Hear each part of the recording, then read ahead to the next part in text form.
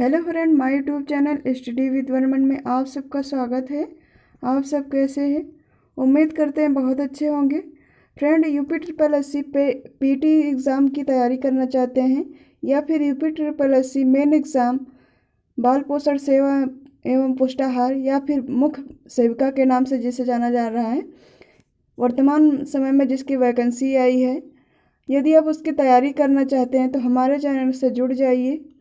और चैनल से जुड़ने के लिए करना होगा एक छोटा सा काम, यानी जो रेड कलर का आपको सब्सक्राइब बटन दिख रहा है उसे प्रेस करना होगा, यानी हमारे चैनल को सब्सक्राइब करना होगा ताकि आने वाला हर वीडियो आप तक सबसे पहले पहुंच सके।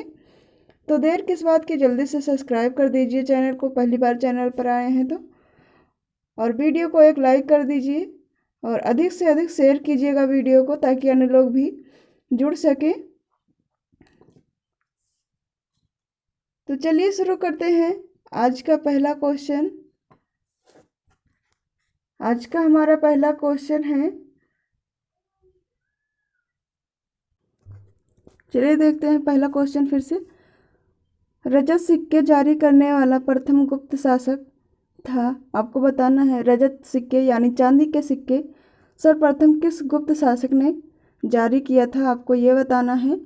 ऑप्शन देख लीजिएगा, चंद्रगुप्त प्रथम, समुद्रगुप्त प्रथम, चंद्रगुप्त द्वितीय या फिर कुमारगुप्त। तो रजत सिक्के जारी करने वाला प्रथम शासक था वो थे चंद्रगुप्त द्वितीय। राइट आंसर होगा इस क्वेश्चन का ऑप्शन सी, यानी चंद्रगुप्त द्वितीय ने प्रथम बार चांदी के सिक्के जारी किए थे, जिसे रजत सिक्के के नाम से भी जाना जाता है। यहाँ थोड़ा डिटेल देख लेते हैं। रजत सिक्के जारी करने वाला प्रथम गुप्त शासक चंद्रगुप्त, यहाँ पर ये थोड़ा मिस्टेक हो गया है, द्वितीय रहेगा। चंद्रगुप्त द्वितीय विक्रमादित्य था। विक्रमादित्य, यहाँ इनको ये उपाधि मिली थी इसलिए इन्हें चंद्रगुप्त द्वितीय कहा जाता था। चंद्रगुप्त द्वितीय और विक्रमादित्य के नाम से भी जाना जाता था, तो इन्हें विक्रमादित्य की उपाधि मिली थी, जिसको गुप्त काल में रुपयक या रूपक कहा जाता था। चंद्रगुप्त द्वितीय ने शक राजाओं के ही अनुकरण पर रजत मुद्राओं को उत्कीर्ण करवाया था। इसके पहले जो शक राजा थे उन्होंने भी इस तरह के सिक्के चलाए थे, उन्हीं का अनुकरण करते हुए इन्होंने रजत के सिक्के जारी किया था। चलिए चलते हैं अगले क्वेश्चन पे। क्वेश्चन नंबर 2, हर्षचरित नामक पुस्तक किसने लिखी? आपको बताना है हर्षचरित पुस्तक किसने लिखी। ऑप्शन है आर्यभट्ट, बाणभट्ट,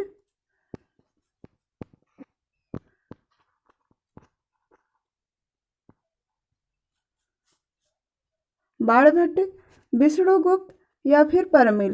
तो आपको बताना है राइट आंसर क्या होगा, यानी हर्षचरित किसने लिखा। तो इसका राइट आंसर होगा ऑप्शन बी, बाणभट्ट ने लिखा था हर्षचरित नामक पुस्तक। थोड़ा डिटेल देख लेते हैं इसका।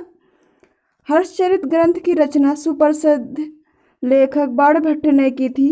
यह वर्धन वंश के इतिहास का प्रमुख स्रोत है।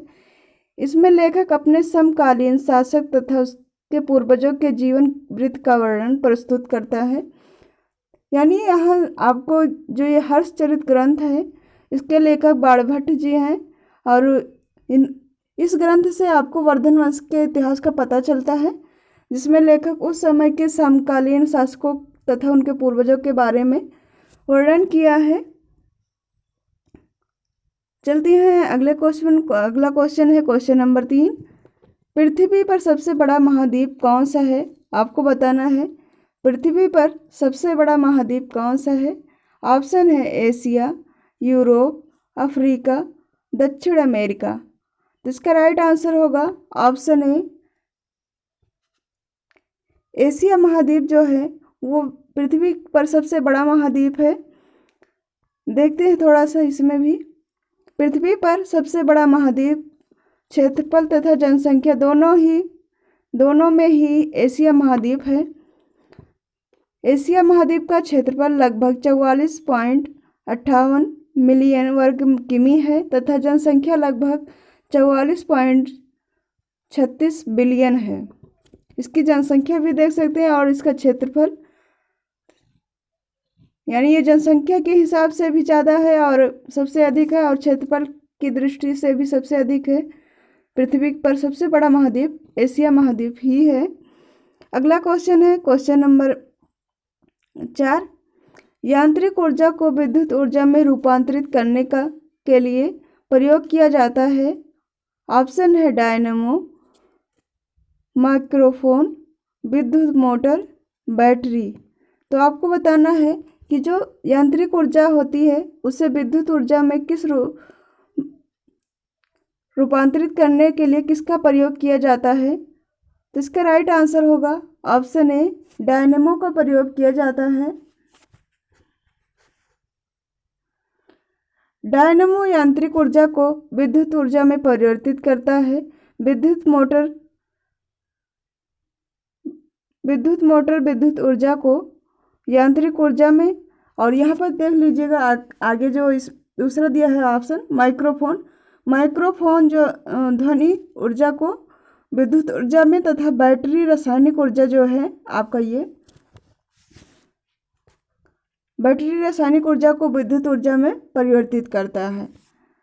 तो इस प्रकार सभी ऑप्शन के यहाँ पर आंसर बताए गए हैं आपको, यानी कौन सा किस में परिवर्तित होता है। अगला क्वेश्चन है क्वेश्चन नंबर 5। मोटर गाड़ियों में साइड की वस्तुओं को देखने के लिए दर्पण होता है। आपको बताना है कि मोटर गाड़ियों में जो आपके पीछे से गाड़ियां आ रही हैं या कुछ भी आ रहा है, वस्तुएं हैं, उन्हें देखने के लिए कौन सा दर्पण का उपयोग किया जाता है, यानी वहाँ पर कौन सा दर्पण लगा होता है। ऑप्शन है उत्तल दर्पण, अवतल दर्पण, समतल दर्पण, या फिर इनमें से कोई नहीं। तो कमेंट करके बताइए इसका राइट आंसर क्या होगा। ये क्वेश्चन आपके हाई स्कूल से ही आपके पीछा करता रहता है, यानी वहाँ ही आपको बताया जाता है इसके बारे में। तो कमेंट करके बताइए इसका राइट आंसर क्या होगा। इसका राइट आंसर रहेगा ऑप्शन ए, यानी उत्तल दर्पण का प्रयोग किया जाता है।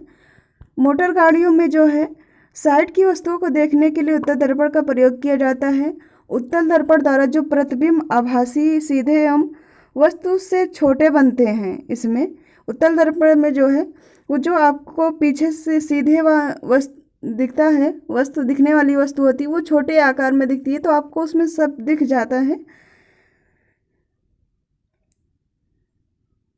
इसके द्वारा जो है काफ़ी बड़े क्षेत्र की वस्तुओं को भी एक छोटे से प्रतिबिंब में देखा जा सकता है, यानी उत्तल दर्पण में देखा जा सकता है।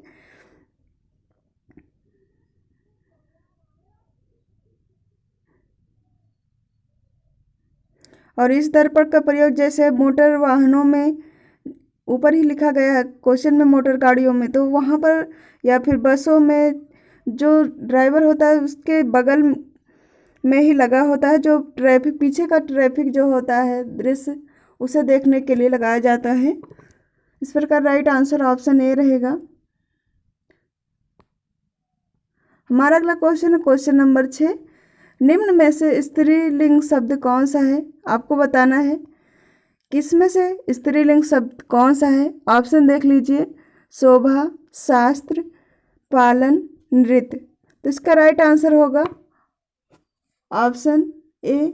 यहाँ पर स्त्रीलिंग का प्रयोग किया गया है, यानी ये शब्द जो है वो स्त्रीलिंग है। अगला क्वेश्चन है, उंगली उठाना मुहावरे का अर्थ है। ऑप्शन देख लीजिए, ये मुहावरा है। उंगली उठाने का अर्थ क्या होगा। क्षमा मांगना, अपना महत्व व्यक्त करना, दोष की ओर संकेत करना, अस्वीकार करना। तो उंगली उठाने का मतलब होता है दोष की ओर संकेत करना।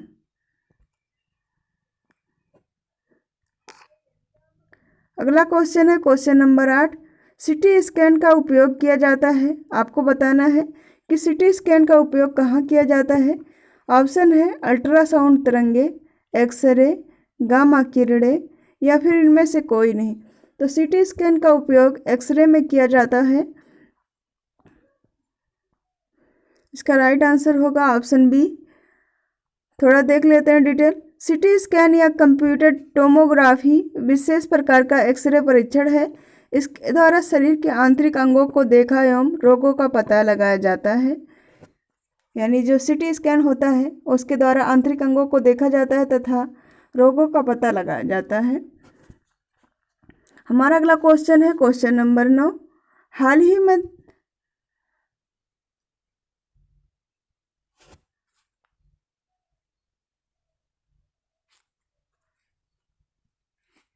ये रहेगा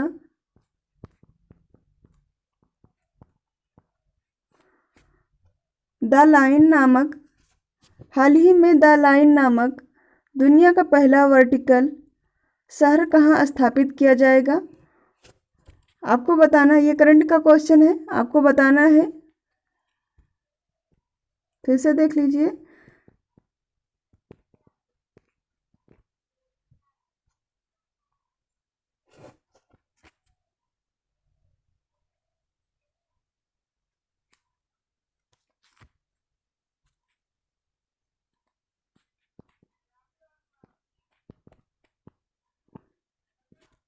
द लाइन नामक वर्टिकल शहर, दुनिया का पहला वर्टिकल शहर कहाँ स्थापित किया जाएगा? ऑप्शन है जापान, सऊदी अरब, सिंगापुर या फिर चीन। तो इसका राइट आंसर रहेगा ऑप्शन बी, सऊदी अरब में द लाइन नामक वर्टिकल शहर स्थापित किया जाएगा। अगला क्वेश्चन है निम्न में से भिन्न कौन है? आपको बताना है। ये आपका रीजनिंग का क्वेश्चन है, आपको बताना इसका राइट आंसर क्या होगा। जैसे शेर, मांद, पक्षी, घोंसला, बिल्ली, म्याऊ, मक्खी, मधुमक्खी, छाता। ये छाता नहीं रहेगा, यहाँ छत्ता रहेगा, काफ़ी मिस्टेक है आज वाले में। तो आपको बताना है कि इसमें से भिन्न कौन सा है। यहाँ पर देखते हैं, शेर जो है मांद में रहता है, पक्षी जो है घोंसले में रहता है, मधुमक्खी जो है छाते में रहती है, लेकिन बिल्ली की जो है आवाज़ है ये, ना कि बिल्ली म्याऊ, इसकी आवाज़ है। इसका मतलब निवास स्थान नहीं बताया गया है, बाकी सबका जहाँ रहते हैं वो स्थान बताया गया, कौन कहाँ रहता है। तो सब में से भिन्न ऑप्शन सी रहेगा राइट आंसर। अगला क्वेश्चन है जब लोहे के कील को जंग लग जाए तो कील का वजन, आपको बताना है कि जब लोहे की कील में जंग लग जाता है तो वो कील का वजन बढ़ता है, घटता है, ना घटता है और ना ही बढ़ता है, या फिर इनमें से कोई नहीं। तो इसका राइट आंसर होगा ऑप्शन ए, कील का वजन बढ़ता है। अगला क्वेश्चन है क्वेश्चन नंबर 12। निम्नलिखित में से कौन सा अशोक के साम्राज्याधीन नहीं था? आपको बताना है कि कौन सा ऐसा क्षेत्र था जो सम्राट अशोक के साम्राज्य के अधीन नहीं था। ऑप्शन है कश्मीर, गुर्जर, कर्नाटक, कामरूप। तो इसका राइट आंसर होगा ऑप्शन डी, कामरूप जो है वो सम्राट अशोक के राज्याधीन नहीं था। बाकी ये तीनों क्षेत्र जो हैं वो उनके नियंत्रण में थे, यानी उनके अधीन थे। हमारा अगला क्वेश्चन है क्वेश्चन नंबर 13। हाल ही में किसने केंद्रीय सतर्कता आयुक्त के रूप में शपथ ली है? आपको बताना है, ये करंट का क्वेश्चन है। हाल ही में किसने केंद्रीय सतर्कता आयुक्त के रूप में शपथ ली है? ऑप्शन है अक्षय मुंद्रा, सुरेश एन पटेल, रवि किशन टक्कर या फिर इनमें से कोई नहीं। तो इसका राइट आंसर होगा ऑप्शन बी, यानी सुरेश एन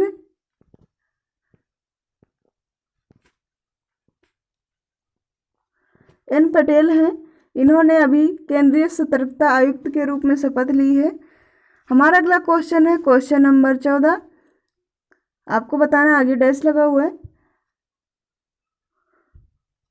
दर्रा तिब्बत के साथ सिक्किम राज्य को जोड़ने वाली भारत चीन सीमा पर स्थित है। आपको बताना वो कौन सा दर्रा है जो तिब्बत के साथ सिक्किम राज्य को जोड़ने वाली भारत चीन सीमा पर स्थित है? ऑप्शन है रोहतांग, नाथुला, दरभंगा या फिर बनिहाल। तो इसका राइट आंसर होगा ऑप्शन बी, नाथुला दर्रा जो है वो स्थित है।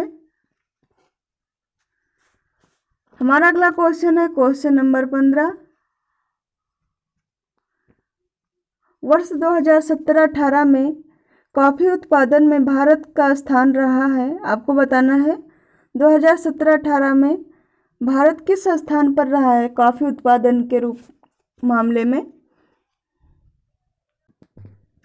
इसका राइट आंसर होगा ऑप्शन सी, यानी 7वां स्थान था भारत का विश्व में 2017-18 के दौरान कॉफ़ी उत्पादन में। अगला क्वेश्चन है क्वेश्चन नंबर 16। पृथ्वी का कठोर बाहरी हिस्सा जिसे में क्रस्ट और बाह्य मेंटल शामिल है उसे कहा जाता है। आपको बताना है वो कौन सा मंडल कहलाएगा। यानी पृथ्वी का कठोर बाहरी हिस्सा जिसमें क्रस्ट और बाह्य मेंटल शामिल है उसे कहा जाता है। ऑप्शन है जैव मंडल, स्थल मंडल, जल मंडल, वायुमंडल। तो यहाँ ऊपर सीधे ही लिखा जा रहा है पृथ्वी का कठोर एवं बाहरी हिस्सा। आप यहीं से क्वेश्चन पकड़ सकते हो। तो इसका बाहरी हिस्सा जो होता है वो स्थल मंडल ही होता है पृथ्वी का। बाकी तो इसका राइट आंसर यही रहेगा ऑप्शन बी। थोड़ा देख लेते हैं डिटेल इसका। स्थल मंडल भूपृष्ठ पर पाए जाने वाले ठोस पदार्थों की परतें हैं। इनका निर्माण खनिज तत्व सैलों तथा मिट्टी से हुआ है। स्थल मंडल संपूर्ण पृथ्वी के क्षेत्रफल का 29% है। अगला क्वेश्चन है क्वेश्चन नंबर 17। विश्व में वर्ष 2016-17 के रक्षा बजट पर भारत का विभिन्न देशों की तुलना में कौन सा स्थान है। आपको बताना है जो बजट तैयार किया जाता है वर्ष 2016-17 के दौरान अन्य देशों की तुलना में भारत का कौन सा स्थान था, आपको ये बताना है। आइए देखते हैं इसका राइट आंसर क्या होगा। ऑप्शन देख लीजिएगा फिर से, दूसरा, चौथा, पांचवा, छठा। आपको बताना है कि विश्व में जो है वर्ष 2016-17 में रक्षा बजट जो था भारत का वो अन्य देशों की तुलना में कितना था। तो इसका राइट आंसर होगा ऑप्शन बी, यानी चौथा स्थान था हमारा। विश्व के स्तर पर बात की जा रही है यहाँ पर, तो चौथा स्थान था। ये बहुत बड़ी बात थी। अगला क्वेश्चन है क्वेश्चन नंबर 18। हाल ही में पेट्रोलियम सामानों की आपातकालीन आपूर्ति के लिए IOCL इसे इंडियन ऑयल कॉरपोरेशन लिमिटेड ने किस देश के साथ समझौता किया। इसका मतलब ये होगा इंडियन ऑयल कॉरपोरेशन लिमिटेड ने किस देश के साथ समझौता किया। ऑप्शन है अमेरिका, बांग्लादेश, सऊदी अरब या फिर इनमें से कोई नहीं। तो इसका राइट आंसर होगा ऑप्शन बी, बांग्लादेश के साथ समझौता किया। हमारा अगला क्वेश्चन है क्वेश्चन नंबर 19। मानव शरीर का रक्त बैंक कहलाता है। आपको बताना है मानव शरीर का रक्त बैंक कौन सा अंग कहलाता है। ऑप्शन है प्लीहा, यकृत, हृदय, किडनी। तो इसका राइट आंसर होगा ऑप्शन ए, प्लीहा यानी स्प्लीन।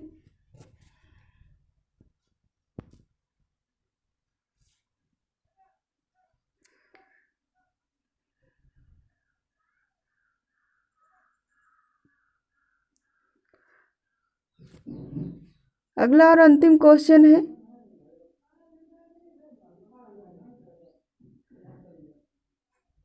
भारत का निम्नलिखित में से कौन सा राष्ट्रपति निर्विरोध निर्वाचित हुआ था। आपको बताना है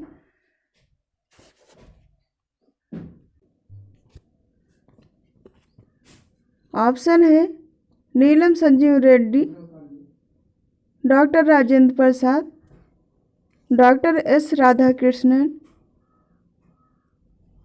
RK नारायण। तो इसका राइट आंसर होगा ऑप्शन ए, यानी नीलम संजीव रेड्डी जो थे पूर्व निर्विरोध निर्वाचित राष्ट्रपति थे? देखते हैं थोड़ा सा डिटेल इसका। नीलम संजीव रेड्डी भारत के छठे राष्ट्रपति थे। उनका कार्यकाल 25 जुलाई 1977 से 25 जुलाई 1982 तक रहा। वह भारत के पहले गैर कांग्रेसी राष्ट्रपति थे। यह भारत के एकमात्र ऐसे राष्ट्रपति थे जो निर्विरोध निर्वाचित हुए थे। इस प्रकार आज का हमारा 20 क्वेश्चन यहीं पर कंप्लीट होता है। मिलते हैं नेक्स्ट वीडियो में।